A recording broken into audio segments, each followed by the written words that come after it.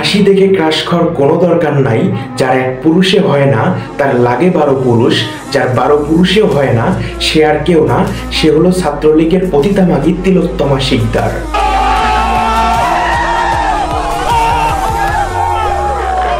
আপনারা এটা জেনে আরো খুশি হবেন যে তিলোত্তমা শিকদারের বায়ুপথ এত বড় যে সেই বায়ুপথের ভিতরে ছাত্রলীগের 4-5টা নেতা ঢুকে 4-5 দিন ভ্রমণ করে আসতে পারবে।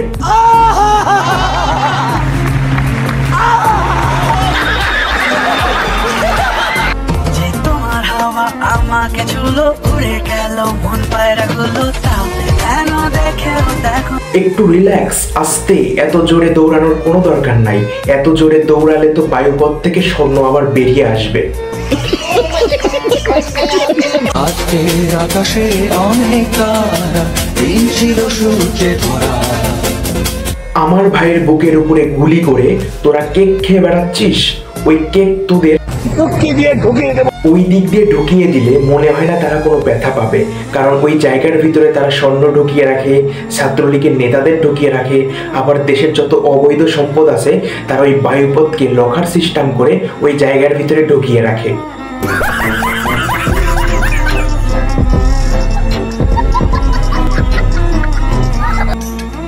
বরিশালের সব মাইয়েরাই পরি, আবার যদি পরে শাড়ি, আপনারাই বলেন মাথাটা কেমনে ঠিক রাখি।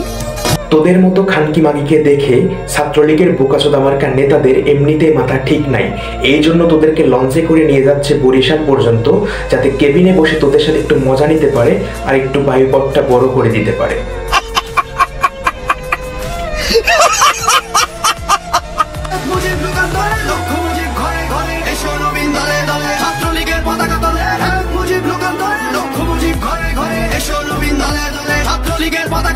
এরা তো অশিক্ষিত, গরিব, ছোট লোক, খানকি মাগি, এদের জ্ঞান শূন্যের অভাব আছে। এই জন্য ছাত্রলীগের পতাকা তলে থাকতে গেছে আর ছাত্রলীগের পোলাপান ঠাপায়ে মুখের চাপড়া চুপড়ি ভেঙে দিছে। এই জন্য এই খানকি মাগির মুখের এই অবস্থা।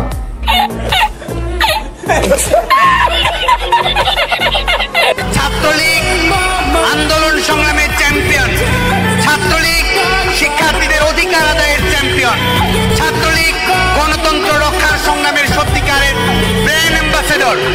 আমার চ্যাটার বাল ভাই হইছে, থাম। তোর এগুলা কথা শুনে নিজেকে বোকাচোদা মনে হচ্ছে। তোরা যে কি করিস সেটা তো জনগণ জানেই। এই মালিক একদিন খাস, ওই মালিক একদিন খাস, এই মালের সাথে একদিন বিরিয়ানি খাওয়ার জন্য বের হোস, ওই মালের বায়ুপথ ফাঁকা করে দিস। এই বাল ছাড়া তোর আর কি বাল ফেলাইতে পারিস?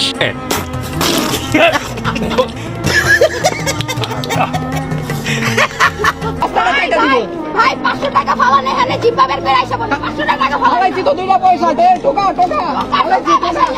পুলিশকে কি বলে গালি দিব? পুলিশকে কি বলে গালি দিলে তারা লজ্জা শরম পাবে? তাদের তো লজ্জা শরম নাই। তাদের 2-3 টাকা দিলে তারা অনেক খুশি হয়ে যায়। আর পুলিশ কোন চ্যাটের বাল যে পুলিশ আমার ভাইয়ের বুকের উপরে গুলি করে? পুলিশকে এই সাহস কে দিল? পুলিশ কি এক লাফ দিয়ে মায়ের পেট থেকে বের হয়ে পুলিশ হয়ে গেছে? সে কি কখনো স্কুল কলেজে পড়াশোনা করেনি? নাকি অশিক্ষিত মূর্খ ছিল যে কোটার মাধ্যমে পুলিশ হয়ে গেছে? তারা তো অশিক্ষিত মূর্খের থেকেও খারাপ। তারা তো রিক্সা চালক, ভ্যান চালকের মাথায় যে বুদ্ধি আছে তাদের মাথায় সেই বুদ্ধি নাই, কারণ তারা বিবেকহীন। রোবটের মাথায় যে জ্ঞান বুদ্ধি আছে সেটাও তো মনে হয় নাই। তারা কিভাবে একটা জীবন্ত মানুষের বুকের উপর গুলি করে? তাদেরকে কি বলে গালি দিলে তারা লজ্জা পাবে? আমি এই জিনিসটা বুঝে পাই না। ঠিক বলেছো। ভিড়ে দাঁড়ানো সহজ, কিন্তু একা থাকতে কলিজা লাগে। তোদের মতো ছাত্রলীগের বোকাচোদা পোলাপানদের আমার বালের সমতুল্য মনে করি না, কারণ তোদের মতো বোকাচোদা পোলাপান আমার এলাকার মোড়ের গলিতে পড়ে থাকে, তাদের বাল দিয়েও করি না, কারণ তাদের জন্মের ঠিক নাই।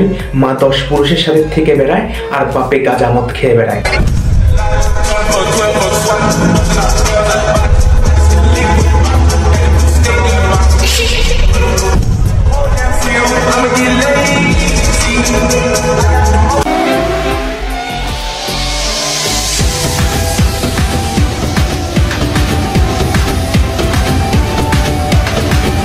তোদের মতো বস্তির পতিতা মেয়েদের কথাই তো ছাত্রলীগ নেতারা উঠবে বসবে, এটাই তো স্বাভাবিক।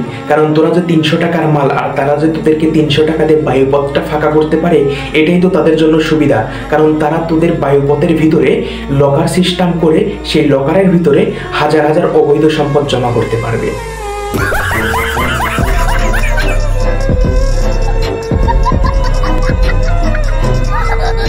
আমার ভাইয়ের বুকে আজকে গুলি করা হয়েছে।